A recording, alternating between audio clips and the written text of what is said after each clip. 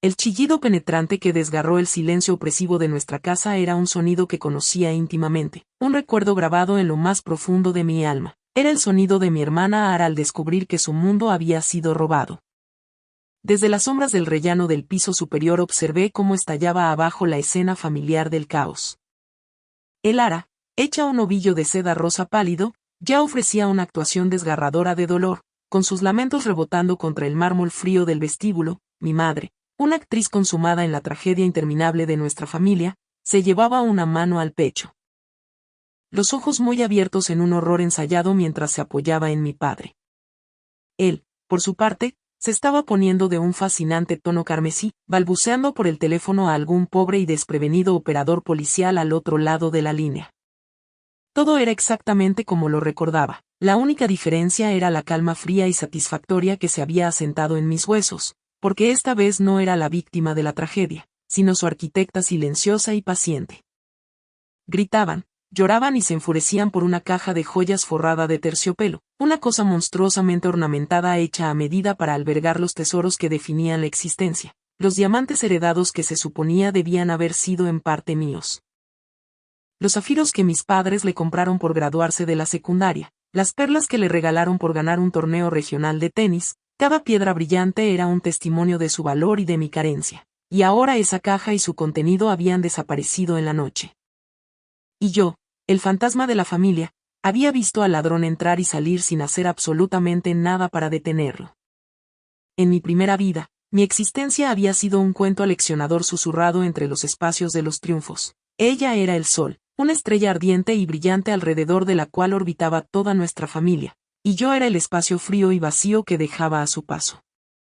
Nuestra casa no era un hogar, era un escenario, y cada día una nueva representación de la maravillosa y talentosa ella junto a su hermana gris y decepcionante, Sarapina. Ella recibía vestidos hechos a medida para los bailes escolares. A mí me decían que me conformara con los suyos de 2 temporadas atrás. A ella la elogiaban por un B y en un examen, a mí me reprendían por una que podría haber sido una I. Esa disparidad era una presión constante y abrasiva que me moldeó en una criatura de disculpas y miradas esquivas, y el símbolo definitivo de esa desigualdad eran las joyas de nuestra abuela. La abuela Iris fue la única persona que alguna vez me vio de verdad, olía a lavanda y a libros viejos, y sus ojos, del mismo gris profundo que los míos, siempre contenían una chispa de comprensión. Me había prometido que su colección, un deslumbrante conjunto de diamantes de una época pasada de elegancia, sería mi ancla, un recordatorio de que provenía de una estirpe de mujeres fuertes. Su testamento era explícito, la colección debía dividirse por igual entre sus 2 nietas tras su muerte. Recuerdo el día en que se leyó el testamento. Yo tenía 16 años y estábamos sentados en un despacho de abogado sofocante, el aire espeso con el olor del cuero y el perfume empalagoso de mi madre, y cuando se leyó la cláusula sobre las joyas, una sonrisa triunfal cruzó el rostro de mi madre. Aquella misma noche mis padres me sentaron en la sala de estar, la misma donde ahora se alzaba un pedestal vacío. Sarapina, empezó mi padre sin poder mirarme a los ojos, tu madre y yo lo hemos hablado, creemos que las joyas estarían más seguras con más seguras. La palabra salió como un susurro ahogado. Cariño, sé razonable, intervino mi madre con una voz sedosa como un arma, eres terriblemente torpe, pierdes las cosas, estas son reliquias irreemplazables. Ara tiene la compostura y la gracia para llevarlas. En ti se desperdiciarían, la gente pensaría que son falsas de todos modos. Y así fue como mi herencia, la promesa de mi abuela, pasó a manos de mi hermana como si fuera una baratija que hubiera ganado. Mandaron rehacer toda la colección a un diseñador moderno y carísimo, transformando las piezas clásicas y elegantes de la abuela en monstruosidades modernas y ostentosas que Ara lucía en las fiestas. Y yo lo observaba con el corazón convertido en una piedra fría y pesada mientras chorreaba con el legado que debería haber sido mío. Llevaba mi derecho de nacimiento en los dedos, alrededor del cuello, colgando de las orejas, y con cada destello de luz sobre la faceta de un diamante, mi propia luz se apagaba un poco más. El robo en aquella primera vida fue el golpe final y aplastante. El ladrón era el novio del mes de Ara, un parásito encantador llamado Julian con una cara bonita y una adicción devastadora al juego. Conocía su horario, la distribución de la casa y el valor de lo que había en esa caja. Pero la verdad era incómoda y para mi familia era mucho más fácil crear una narrativa en la que yo fuera la villana. Dejaste la puerta trasera sin cerrar, chilló Ara con el rostro retorcido por un júbilo cruel. Siempre has sido una envidiosa. Seguro que le dijiste dónde estaba. La acusación, infundada y cruel, se pegó, y mis padres, ansiosos por desviar la atención del pésimo criterio de Ara al elegir pareja, se aferraron a ella. Me convertí en la paria, la saboteadora interna, y el bombardeo diario de acusaciones, desplantes e insultos susurrados fue una forma de tortura psicológica que me desgastó día a día hasta dejarme como una cáscara frágil y vacía. El final llegó durante una pelea a gritos en lo alto de la escalera. Mi madre me llamó una niña inútil y rencorosa. Yo me giré para irme con los ojos nublados por las lágrimas y resbalé. Recuerdo la sensación de la caída. El breve y chocante instante de ingravidez y luego un fogonazo cegador de dolor. Mi último pensamiento consciente fue el rostro de mi abuela, con los ojos llenos de una tristeza que reflejaba la mía, y luego desperté no en un hospital ni en un más allá, sino en mi propio dormitorio bañado por el sol. Tenía 16 años otra vez, mis manos estaban intactas. Mi cuerpo entero y el aire impregnado del aroma del jazmín florecido del jardín. Era una mañana de primavera, exactamente un año antes del robo, y los recuerdos de mi otra vida, el abuso, el robo, la caída, no eran un sueño, sino una marca en mi alma, un mapa perfecto y horrendo del año por venir. Durante una semana fui un fantasma en mi propia vida, moviéndome por la casa en un estado de terror amortiguado, con el dolor fantasma de mi muerte como un H constante en los huesos. Observaba a mi familia, sus rostros y voces tan familiares. Ahora superpuestos con el conocimiento de en qué se convertirían y qué me harían. El amor que había deseado desesperadamente se había ido, quemado por el fuego de mis recuerdos finales, y en su lugar empezó a echar raíces algo nuevo y desconocido, una determinación fría y dura, como acero reforzando mi columna. Me habían dado una segunda oportunidad, un año de gracia, y no lo desperdiciaría intentando ganarme su afecto, no volvería a ser su víctima. Habían usado mi herencia para destruirme y esta vez yo la usaría para destruirlos. La decisión de actuar no fue un relámpago repentino, sino una comprensión lenta y progresiva de que mi único camino hacia la supervivencia pasaba por una venganza meticulosa y calculada. Mi primer impulso al regresar había sido un deseo frenético de cambiar el futuro y simplemente impedir el robo. Y unas semanas después lo intenté, pero Ara estaba entusiasmada hablando de su nuevo novio Julian, el mismo sanguijuela atractivo de mi vida anterior, suspirando sobre lo encantador que era y lo dispuesto que estaba a gastar dinero. Ten cuidado con él, dije en voz apenas audible, parece imprudente, y ella levantó la cabeza con los ojos entrecerrados. ¿Y tú qué vas a saber? Los celos te sientan fatal, Sarapina, solo estás molesta porque nadie gastaría ese dinero en ti, y mi madre, que escuchaba desde la cocina. Se rió en señal de acuerdo. El intento fue inútil, eran sordos a cualquier advertencia, envueltos en su propia arrogancia, y cualquier cosa que hiciera para detener el robo se volvería contra mí, así que no podía pararlo, tenía que dejar que sucediera, pero esta vez en mis propios términos. Mi plan empezó a tomar forma como un tapiz complejo tejido con hilos de dolor y furia. Necesitaba recursos, conocimiento e independencia, y el primer paso era el dinero. Conseguí un trabajo a tiempo parcial en una vieja y tranquila cafetería-librería al otro lado de la ciudad, mi santuario. Le dije a mi familia que me había unido a un grupo de estudio que se reunía varias noches a la semana y apenas notaron mi ausencia, demasiado absortos en su agenda social.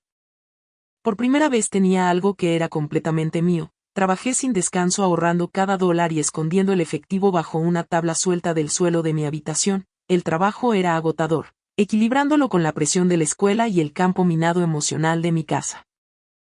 Pero el montón creciente de billetes era una representación tangible de mi futuro y de mi huida.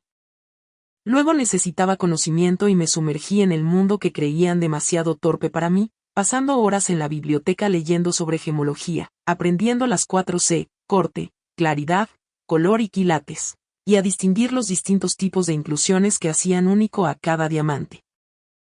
Me inscribí en un curso de diseño de joyas y mi cuaderno se llenó de diseños intrincados que a mi abuela le habrían encantado, mientras mis manos, antes ridiculizadas como torpes, se volvían hábiles y precisas.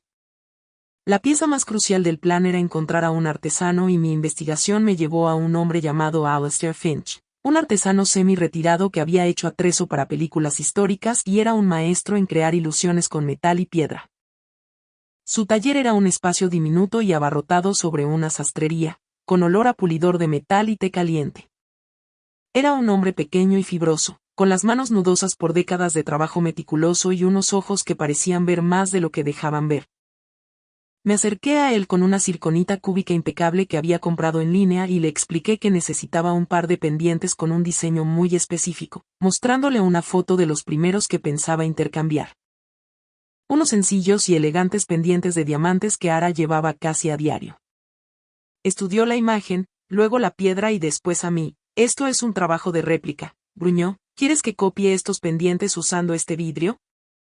«Es para un proyecto», mentí, y tras mirarme un largo momento con una percepción inquietante, suspiró y aceptó, advirtiendo que su trabajo no era ni barato ni rápido.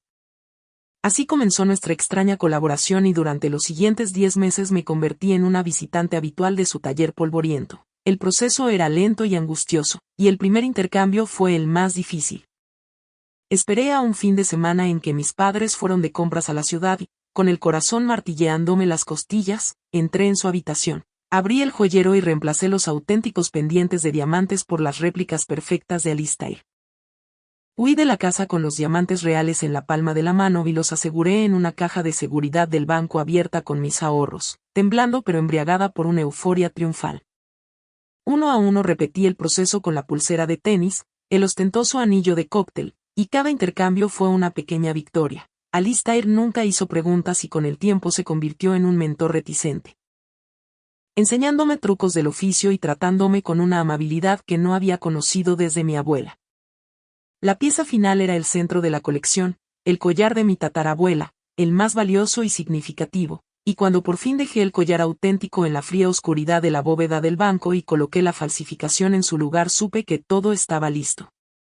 La noche del robo, el aire en la casa estaba cargado de una energía teatral tensa. Ara se preparaba para una cita con Julian y yo la observé colocarse el collar falso que brillaba bajo las luces como una mentira perfecta. Más tarde, cuando el sonido del coche deportivo de Julian se perdió en la distancia, bajé en silencio, giré el cerrojo de la puerta trasera y la dejé entreabierta, haciendo realidad la mentira de mi primera vida, y regresé a mi habitación a esperar los gritos. Los días siguientes fueron una lección magistral del disfuncionamiento de mi familia. La policía iba y venía, mis padres fanfarroneaban y Ara actuaba como la estrella agraviada, mientras yo mantenía una calma indiferente. Incluso cuando intentó implicarme, el detective la descartó con paciencia. Mi contribución decisiva fue una llamada anónima desde un teléfono desechable avisando de que Julian intentaba empeñar joyas caras, y lo atraparon con las manos en la masa. La casa se llenó de júbilo vindicado y planes para gastar el dinero del seguro sin detenerse a pensar en la naturaleza del botín. El día en que el gemólogo debía visitarnos estaba gris y cubierto, un reflejo perfecto de la tormenta que estaba a punto de estallar. Y las joyas recuperadas yacían sobre terciopelo negro en la mesa del comedor, una colección deslumbrante de mentiras, mientras mis padres vibraban de anticipación. Ellos habían invitado a su abogado, un claro movimiento de poder destinado a intimidar a la policía para que devolviera rápidamente su propiedad. El gemólogo, un hombre silencioso y meticuloso llamado señor Harrison, llegó con el detective Miller. Saludó educadamente a mi familia y se puso a trabajar de inmediato. Un silencio profesional descendió sobre la habitación. Ajustó una lámpara, sacó su lupa y tomó la primera pieza, la pulsera tipo tenis. El único sonido era el suave tic-tac del reloj de péndulo del pasillo. Yo estaba de pie junto a la puerta, una observadora silenciosa, con las manos entrelazadas detrás de la espalda para evitar que temblaran por la anticipación. Pasó de la pulsera al anillo de cóctel, frunciendo ligeramente el ceño. Luego tomó los pendientes, con una expresión cada vez más desconcertada. Finalmente pasó mucho tiempo examinando el collar, girándolo una y otra vez bajo la luz brillante. El silencio se alargó, volviéndose denso y pesado. Mi padre se aclaró la garganta con impaciencia. Bueno, tronó, ¿todo en orden? Están todas ahí, supongo. El señor Harrison dejó el collar y se quitó la lupa. No miró a mi padre, sino al detective Miller. Luego dirigió su mirada tranquila y seria a mis padres. Señor, señora, comenzó con voz neutral, he examinado cada pieza de joyería aquí. Si bien la artesanía de los engastes es bastante buena, Me temo que las piedras no lo son. No lo son ¿qué?, espetó mi madre, con una voz aguda y quebradiza. No son diamantes, afirmó el señor Harrison con sencillez. Sin excepción, son materiales no preciosos, circonita cúbica, vidrio y algo de moisanita sintética. Simulaciones de muy alta calidad, debo admitir, pero intrínsecamente no valen nada. Por un solo y hermoso instante hubo un silencio absoluto. El reloj de péndulo marcó el tiempo. Un coche pasó por la calle exterior. Entonces el mundo implosionó. Todos soltaron un sonido que fue mitad chillido, mitad sollozo. Es imposible. Está mintiendo. Esos son mis diamantes.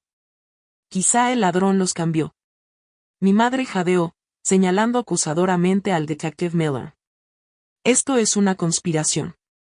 Intentan robarnos nuestras reliquias familiares. Mi padre quedó aturdido en una furia silenciosa, con el rostro amoratado. Miraba alternativamente las joyas y al detective, incapaz de procesar la información. Este era el momento que había reproducido en mi mente 1000 veces. Avancé desde la puerta, mis pasos sonando antinaturalmente fuertes en la habitación paralizada. Llevaba en la mano una delgada carpeta de cuero. No valen nada porque son falsas, dije, con una autoridad serena que los silenció a todos. Y son falsas porque reemplacé cada una de ellas. Caminé hasta la mesa y abrí la carpeta. Fui colocando los documentos uno por uno sobre la madera pulida.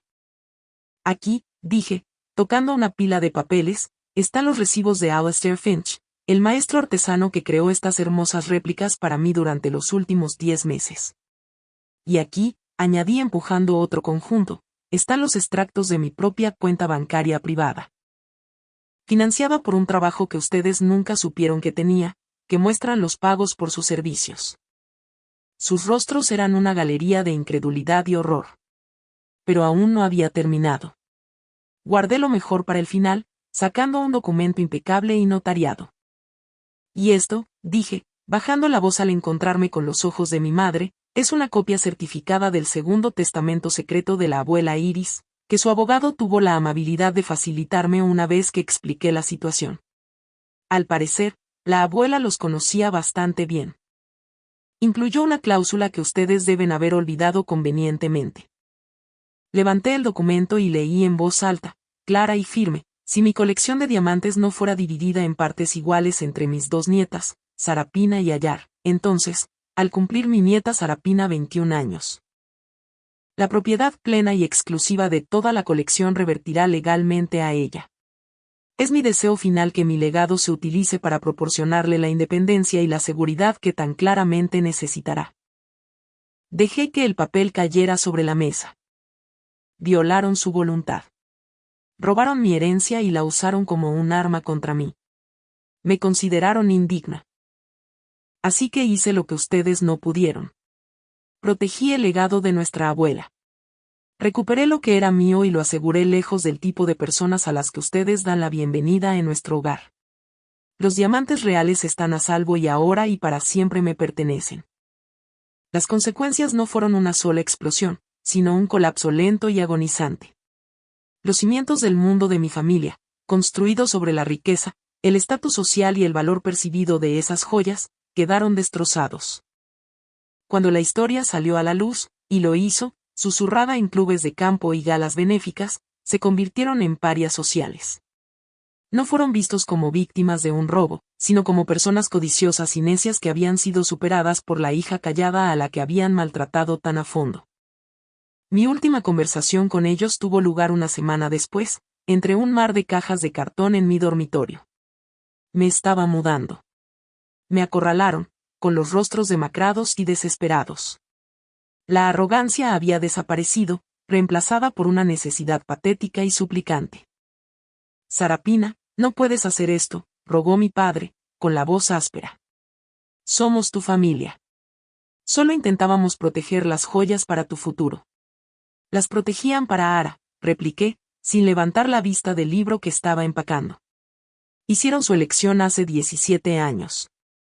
Pero el dinero, cariño, dijo mi madre, intentando su antiguo tono meloso, aunque ahora estaba desgastado. Estamos en problemas financieros. Contábamos con el seguro por el valor de las piedras.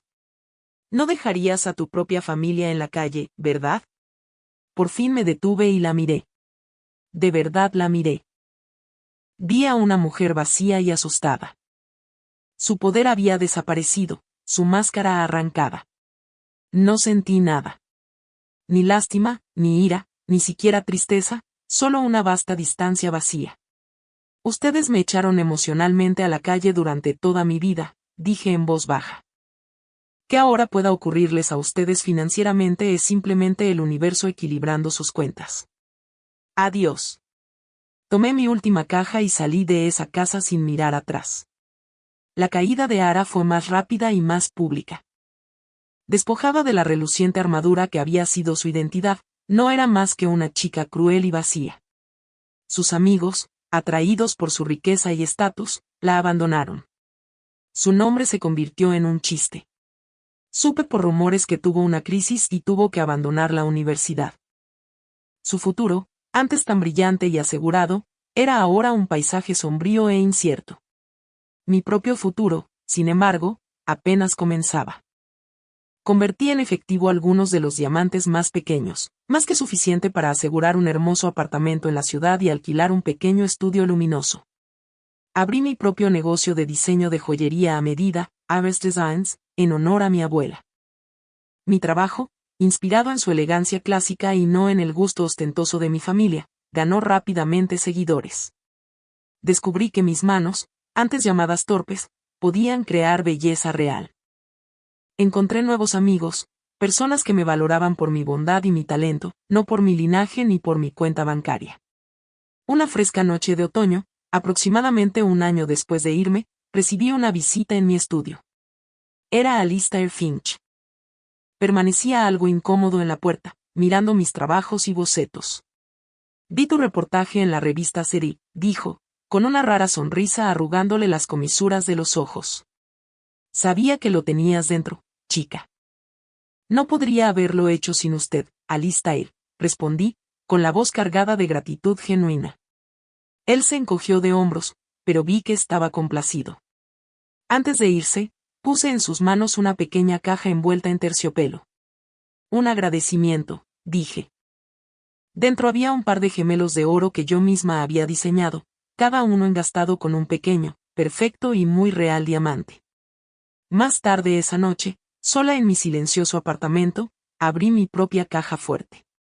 Saqué el collar de la bisabuela, el auténtico. Su peso era frío y sustancial en mis manos. Me lo abroché al cuello y miré mi reflejo en el espejo. Los diamantes no se sentían como un premio ni como un trofeo. Se sentían como una promesa cumplida. Brillaban con la luz de un futuro que yo había conquistado para mí misma.